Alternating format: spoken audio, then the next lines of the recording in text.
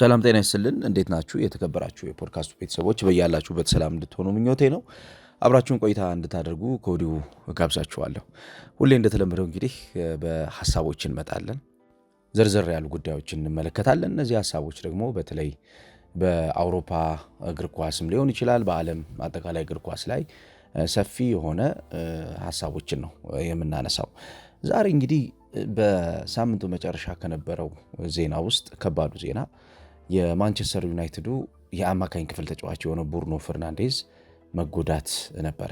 ይህ ተጫዋች እንግዲህ ጉዳት አስተናግዶ በሳምንቱ መጨረሻ በአስቶን ቪላ በተሸነፉበት ጨዋታ በሜዳ ውስጥ መቆየት አልቻለም ነበረ።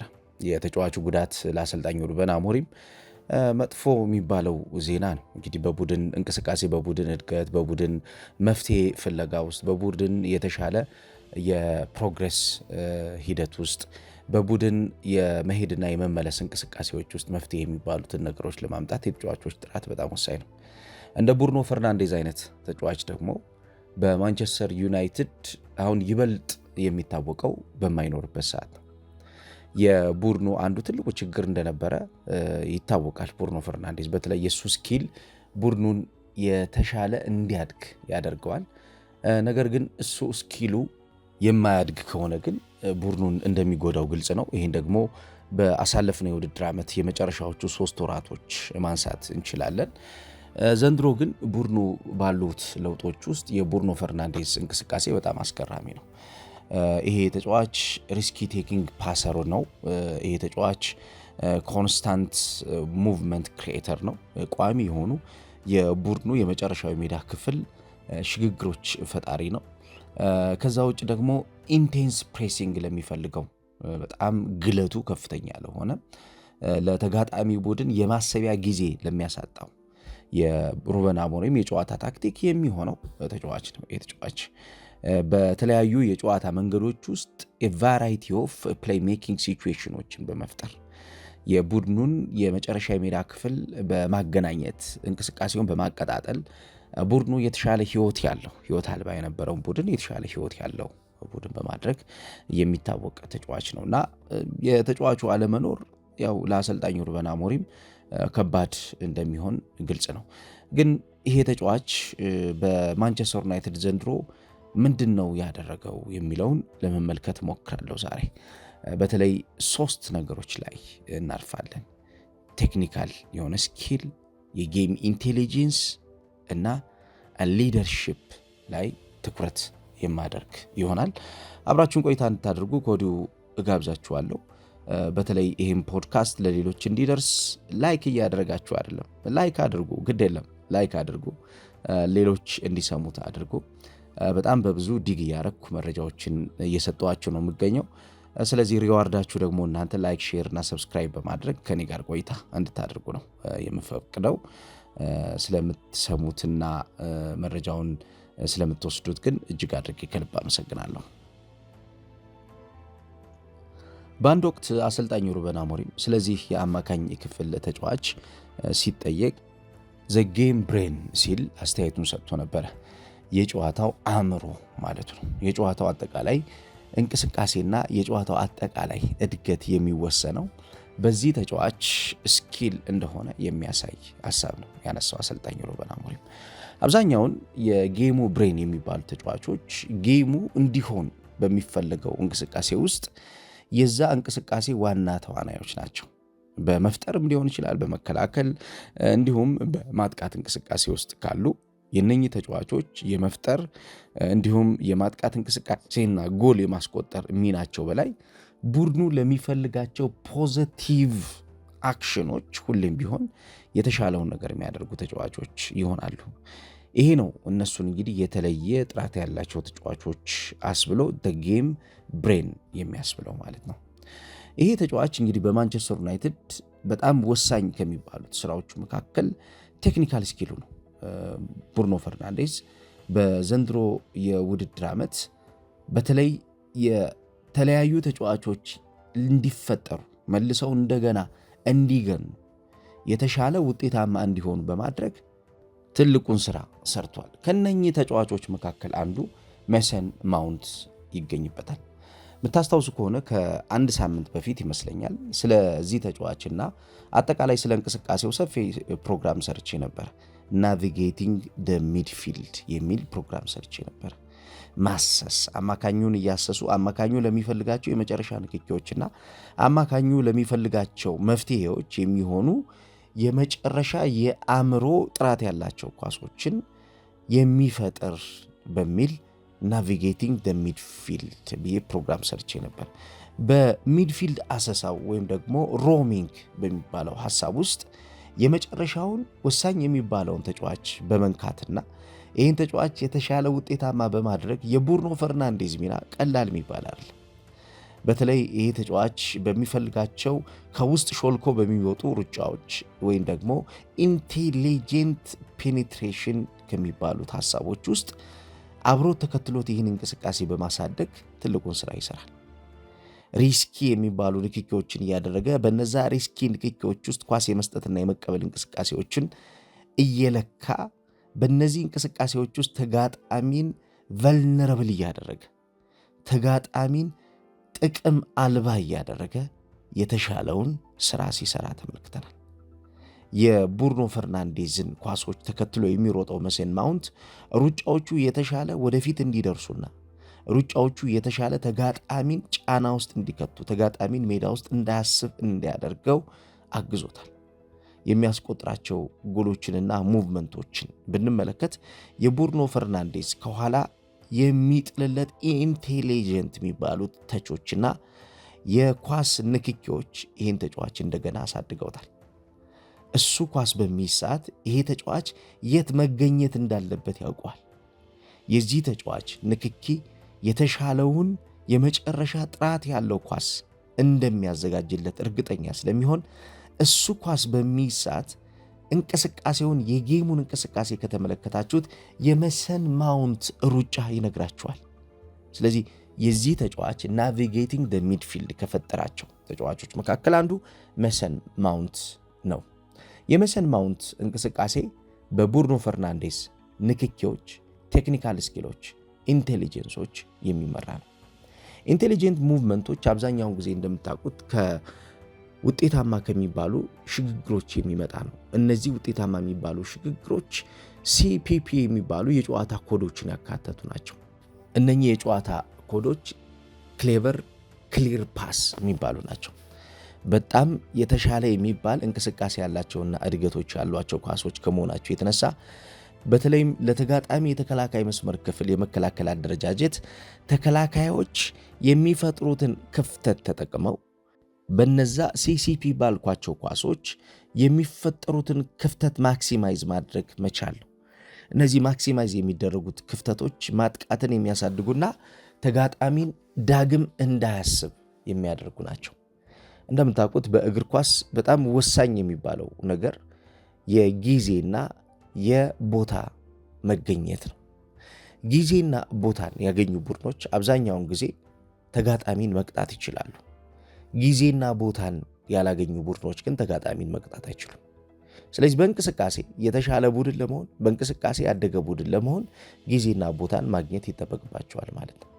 ጊዜና ቦታውን ተከትለው በሚመጡ ኢንቴሊጀንት በሚባሉ ሐሳቦች ውስጥ ተጋጣሚን መብለጥ የሚችሉበትን እድል ስለሚፈጥሩ ማለት ነው። አንዳንዴ በእንደነኛ አይነት ንክኪዎች ውስጥ በኢንቴሊጀንት በሚባሉ ንክኪዎች ውስጥ ከጎሎቹ በላይ በጣም ወሳኝ የሚባሉ ያለቀላቸውን ፓሶች የሚያዘጋጁ ተጫዋቾች ማየት እንችላለን። እነዚህ ተጫዋቾች የጊዜና የቦታ አጠቃቀምን በሜዳው እይታ ውስጥ ከተውት የተሻለ ጥራት ማድረግ ስለቻሉ ነው።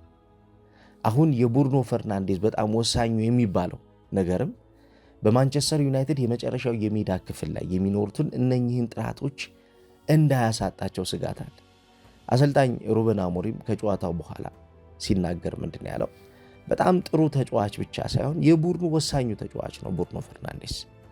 ቶሎ የማይመለስልን ከሆነ እኛም የጥር የተጫዋቾች የዝውውር መስኮትን በአግባቡ እንድንጠቀም እንገደዳለን የሚል ሐሳብ ነው ያነሳው። ስለዚህ የጥር የተጫዋቾች የዝውውር መስኮትን ይጠብቃል ማለት ነው ማንቸስተር ዩናይትድ። እንደምታውቁት አሁን ዲሴምበር መጨረሻ ላይ ነው የምንገኘው። ይሄ ወቅት ወደ አዲሱ ዓመት የሚገቡበትና የጥር ተጫዋቾች የዝውውር መስኮት የሚከፈቱበት የመጀመሪያዎቹ ቀናቶች ናቸው። ስለዚህ በእነኚህ ቀናቶች ውስጥ ማንቸስተር ዩናይትድ ቶሎ ከሱ እንቅስቃሴ ጋር በተያያዘ በቡድን ውስጥ ያሉት ክፍተቶች ጎልተው እንዳይታዩና የቡድን እድገቱ ላይ ተጽዕኖ እንዳይኖር፣ አሁን ትልቁ ጥያቄ የቡድን እድገቱ ነው። የማንቸስተር ዩናይትድ የቡድን እድገትን ክሪኤት የሚያደርጉ ተጫዋቾች በዚህ ወቅት ከተጎዱ እጅግ በጣም አደገኛ ነው። ምክንያቱም የቡድን እድገቱን ወደኋላ ይጎትቷል። ስለዚህ የቡድን እድገቱ ወደኋላ እንዳይጎተት የተሻለ ጥራት ያላቸውና እንቅስቃሴውን የሚጠብቁ ተጫዋቾች በቡድኑ ውስጥ እንዲካተቱ ያስገድዳል ማለት ነው። በዘንድሮ የውድድር ዓመት አሰልጣኝ ሩበን አሞሪም እንደተናገረው ማንቸስተር ዩናይትድ በተሻለ በተጋጣሚ ብልጫ የሚወስድ ቡድን እንዲሆን እንደ ብሩኖ ፈርናንዴዝ አይነት ተጫዋቾች በየሳምንቱ ፐርፎርም ማድረግ አለባቸው ብሎ ነበር። ከሁለት ወር በፊት ይመስለኛል ይህን አስተያየት የሰጠው። በተጋጣሚ ብልጫ ለመውሰድ የተሻለ ፐርፎርም ማድረግ አለበት የተባለው ተጫዋች እንግዲህ ጉዳት አስተናግዶ ለቀናቶች ከሜዳ እንደሚርቅ ከታወቀ ደግሞ የቡድን ጥልቀት እንደሚፈትነው ግልጽ ነው። ምክንያቱም የማንቸስተር ዩናይትድ የስኳድ ዴብዝን ከሚወስኑ ተጫዋቾች መካከል አንዱ ነው። ይሄ ተጫዋች የስኳዱን ጥራት ከሚወስኑ ተጫዋቾች መካከል አንዱ ተጎድቶ ይህን ተጫዋች መተካት ካልቻለ ዩናይትድ የስኳድ ዴብዙ የሚፈተንባቸው ቀናቶች የማንቸስተር ዩናይትድ የጭንቅ ቀናቶች ይሆናሉ ማለት ነው። በዩናይትድ ዘንድሮ ለአሰልጣኝ ሩበን አሞሪም በጣም ፕሮግሬሲቭ የሚባለው ነገር ምንድን ነው? የመጨረሻው የሜዳ ክፍል ላይ የሚሰሩ ስህተቶች ቀንሰዋል። አምና ዩናይትድ አፍኖ በመያዝና ተጋጣሚን ራሱ ሜዳ ላይ በሚያደርጋቸው ንክኪዎች እንዲሳሳት የሚያደርግበት ትዕግስት አልነበረው። በተለይ ኳሶች ይሄዳሉ፣ ኳሶች ከሄዱ በኋላ ይበላሻሉ። የሪከቨሪ ሲቹዌሽን ወይም ደግሞ የማገገሚያ ሁኔታዎች ላይ የሚዘጋጅ ቡድን አልነበረም ዩናይትድ። ስለዚህ ለዲፌንሲቭ ብሎክ ራሱን የሚያዘጋጅ ቡድን ስላልሆነ ለአታኪንግ ሽግግሮች ክፍተቶችን ያገኛሉ ማለት ነው ተጋጣሚዎች። ስለዚህ በአታኪንግ ሽግግሮች ማንቸስተር ዩናይትድን ይቀጡታል ማለት ነው። ዘንድሮ ግን ማንቸስተር ዩናይትድ ወደ ተጋጣሚ ሜዳ ከገባ በኋላ በተለይ ቀደም ያልኳችሁ የኢንቴሊጀንስ ፕሬሲንጉ በጣም ጥሩ ስለሆነ ኮንስታንት ሙቭመንቶችን ስለሚያደርግ እነዚህን ሁሉ አሳድጎ ደግሞ ኢንቴንስ ፕሬሲንጉ ስላለው አሁን ኢንቴንስ ፕሬሲንግ አለው። ለምሳሌ የአስቶን ቪላው ጨዋታው ከተመለከታችሁ ኢንቴንስ ፕሬሲንጉን በነ ኩኛና በነ ሼሽኮ ታዩታላችሁ። ኳስ ሊጀምሩ ሲሉ በእርግጠኝነት የማንቸስተር ዩናይትድ ተጫዋቾች ሪስኪ ውስጥ ሊከቷቸው ስለሚችሉ ቶሎ ብለው ሁለተኛና ሶስተኛ አማራጮችን ይፈልጉ ነበር። ወይ ኳሱን በረዥሙ ይመቱታል ወይንም ደግሞ መልሰው ለግብ ጠባቂ ይሰጡና ግብ ጠባቂው እንደገና በረዥሙ ይመተዋል ማለት ነው። ስለዚህ ፕሬሲንጉ ጥሩ ነበር ማለት ነው። ይሄ ቫራይቲ ኦፍ ሚድፊልድ ቶቶቹ ጥሩ ነበሩ። የተሻለ ሐሳብን የሚያሳድጉና በዛ ሐሳብ ውስጥ ደግሞ ለቡድኑ የሆነ ነገር መስጠት የሚችሉ ተጫዋቾች እየመጡ ስላለ ማለት ነው።